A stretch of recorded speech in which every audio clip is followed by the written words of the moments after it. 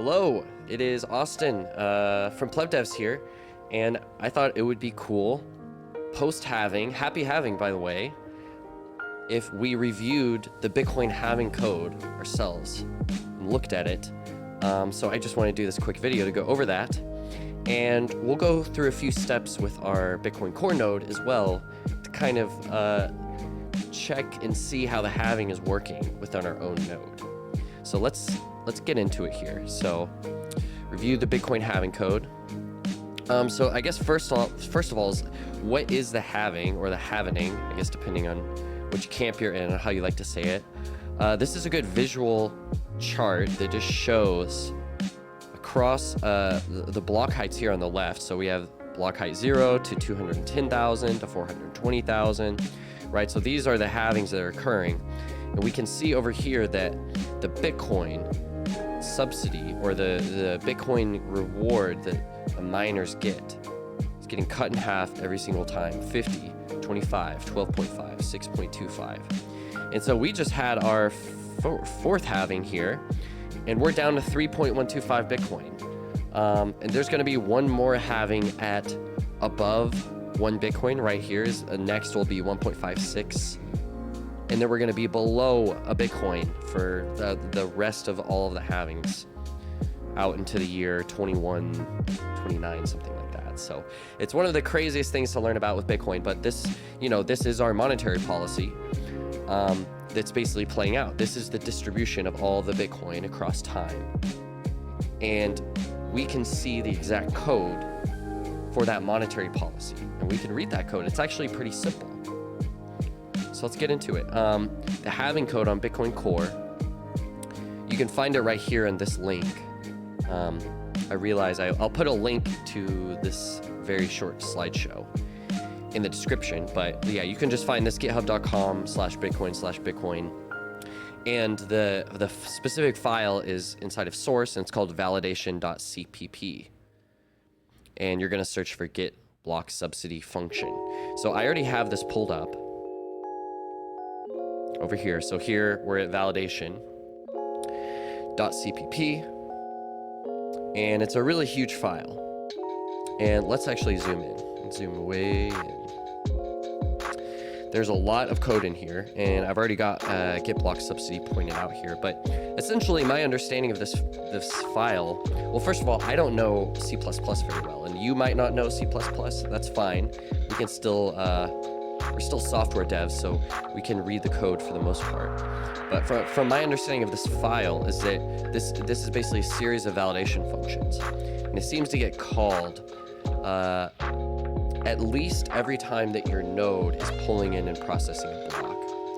So let's find git block subsidy.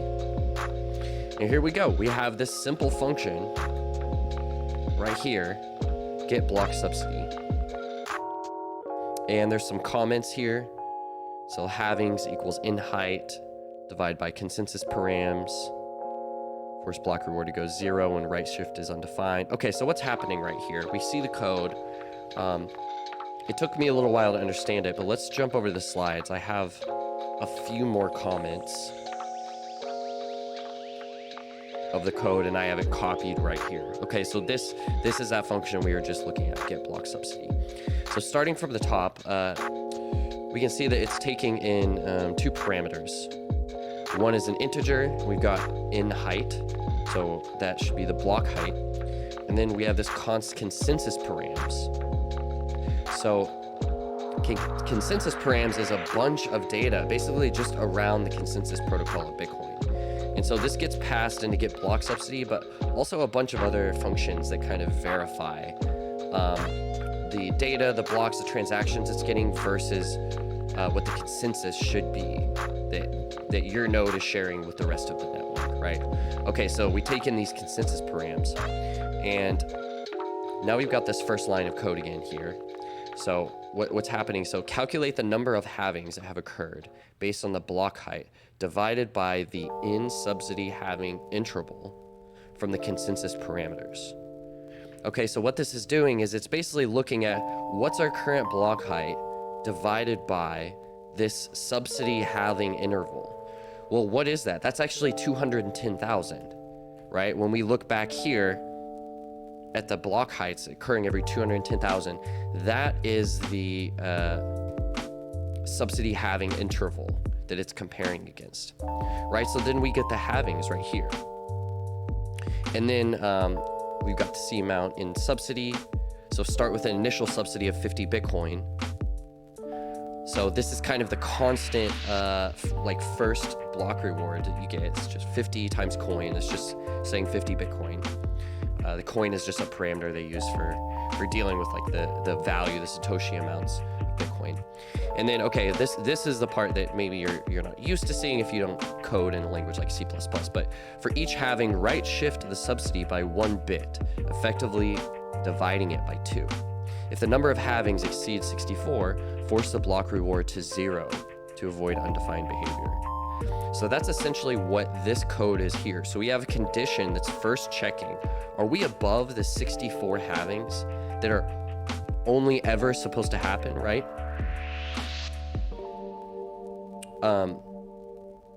And if so, you return 0. The block reward will be 0, right? Otherwise, if that condition isn't true, you just take the current subsidy and you right shift it according to this halving value, which is essentially what's dividing it by 2. And then you just return the subsidy and you're like, this is the subsidy.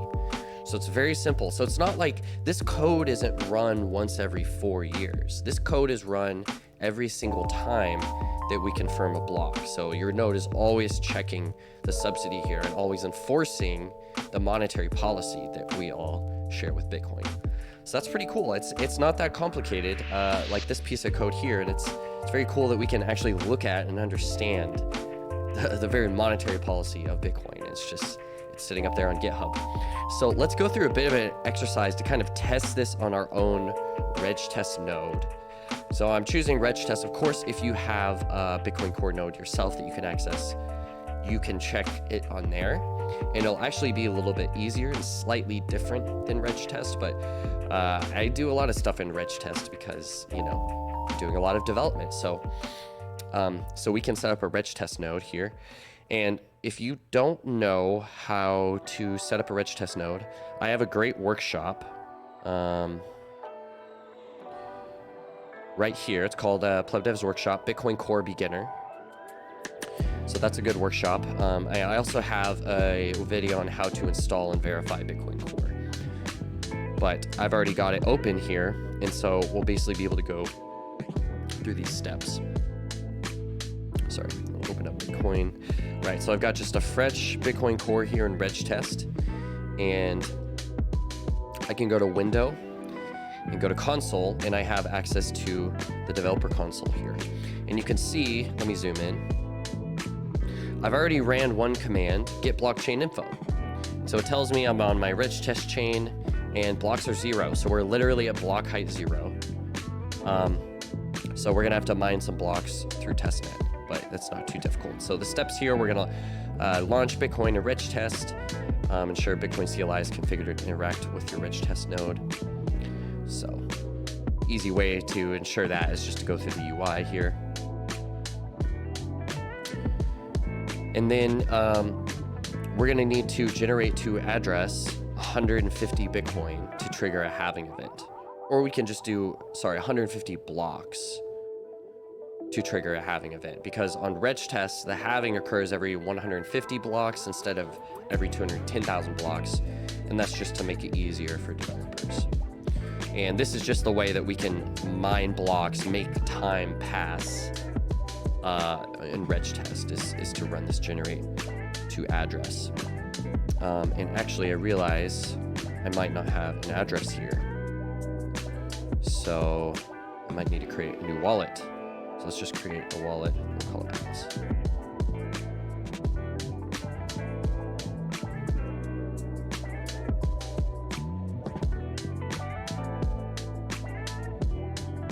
Okay, and I believe I can run get address,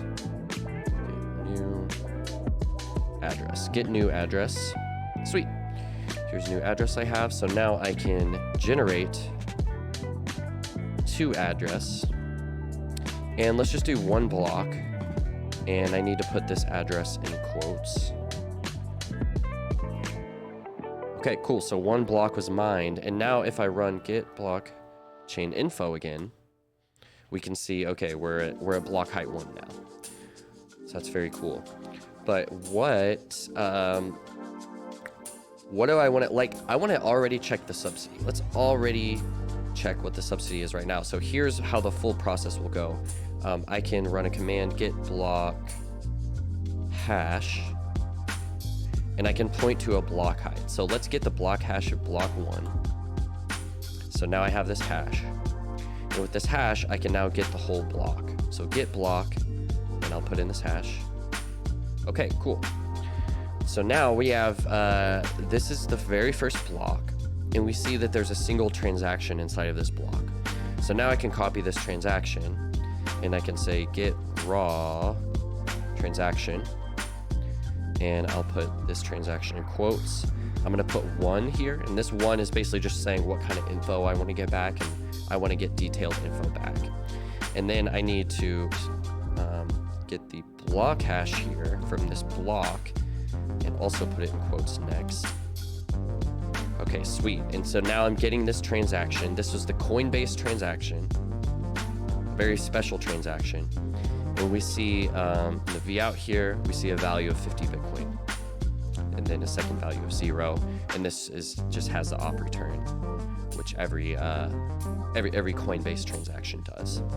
And so that's pretty cool. So I can see already, like, okay, we're at 50 Bitcoin, so that's right. That's our constant.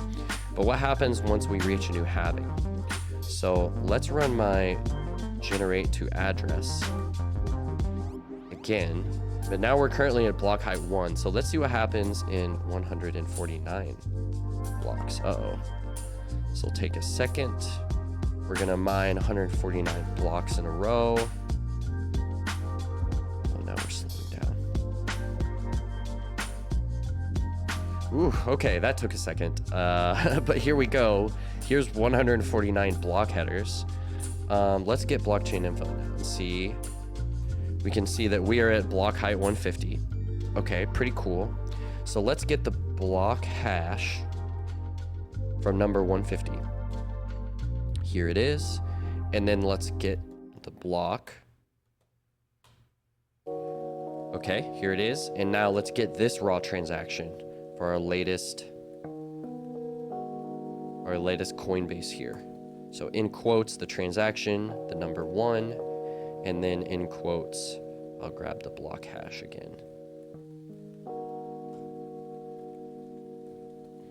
And there we go, 25 Bitcoin for block 150. But we can actually even check, what about 149? It should have still been 50 Bitcoin at 149. So is that the case? Let's see, here's block hash 149, get block.